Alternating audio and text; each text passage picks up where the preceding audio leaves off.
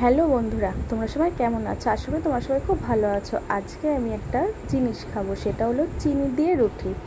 এই দেখো, আমার বেলা হয়ে গেছে একটা, দিয়ে অলরেডি আমি ভাজতে শুরু করে দিয়েছি। এটা ভাজাও হয়ে গেছে, আর একটা আমি বেলে রেখে দিয়েছি ভাজবো বলে। আর এই চিনি রুটিটা আমার কিন্তু ছোটোবেলা থেকে প্রিয় রুটি, সেটা আজকে তোমাদের সাথে আমি একটুখানি শেয়ার করলাম। আর আমারই মতন প্রিয় হয়েছে আমার ছেলের। আগে ছোটোবেলায় আমি মাকে বলতাম, মা আমাকে একটু চিনি রুটি করে দাও, মা করে দিত।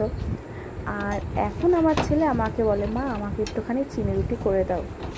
তাই এখন আমি ওকে করে দিচ্ছি। যারা মিষ্টি জিনিস পছন্দ করো তাদের এই রেসিপিটা খুবই ভালো লাগবে। আমার তো আর আমার ছেলের তো ভীষণ ভালো লাগে। আর এই দেখো, অল্প তেল দিয়েছি, এরকম চাপ দিচ্ছি, দেখো কী সুন্দর, দেখো ফুলে যাচ্ছে। আর তাওয়াটা এরকম লাল হয়ে গেছে, চিনির ক্যারামেলগুলো বেরিয়ে এসছে। আর এটা জল দিলে কিন্তু উঠে যাবে, এটা মাজতে কিন্তু সেরকম কষ্ট হবে না, কারণ আমি এটা করেছি তো, তাই আমি বলছি। সুন্দর করে অল্প তেল দিয়ে চারদিকটা সুন্দর করে ভেজে নিলাম। ভাজা হয়ে গেলে খাবো। তো এটার স্বাদ অসাধারণ লাগে, আমার তো খুবই পছন্দ। তোমরাও এরকম খেতে ভালোবাসো কি না তোমরা অবশ্যই আমাকে কমেন্টে জানাবে। আর আমার ভিডিওটা তোমাদের এতক্ষণ ধৈর্য সহকারে দেখার জন্য অসংখ্য অসংখ্য ধন্যবাদ জানাই। তো এই দেখো, ভাজা হয়ে গেছে। এবার আমি একটা তোমাদেরকে ছিঁড়ে দেখাচ্ছি।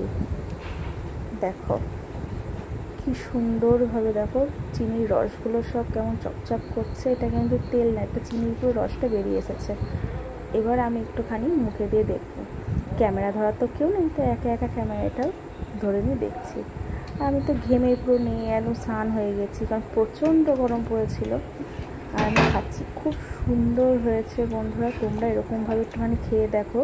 বেলাটা খুবই সহজ, আটার মধ্যে গোল করে গর্ত করে চিনি ঢুকিয়ে আস্তে আস্তে বেললেই রেডি চিনি রুটি।